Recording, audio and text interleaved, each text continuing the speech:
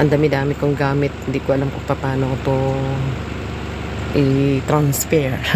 Although mabilis lang naman dito sa Hong Kong kasi marami naman. Pero kaso parang okay na rin. Ay masaya ako dito kasi siya, tahimik dito yung tapos dito parang ayan, masaya na ako dito kahit na ganito na binabaha ako dahil nasa ground kasi ako kaya ganun talaga. Pero napakabuti ng Diyos kasi nga ang importante ay tahimik, mapayapa. Sabay ka. Kaya mag-aayos tayo dahil papasok na tayo. Kay tapos na daw ang bagyo. Signal number 8. Ayun talaga dito sa Hong Kong. Parang bagyo lang din yan ang buhay mo.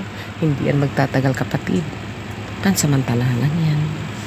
Kaya manatili ka magtiwala sa Diyos. Ano mang sitwasyon, ano mang bagyo dinadanas mo.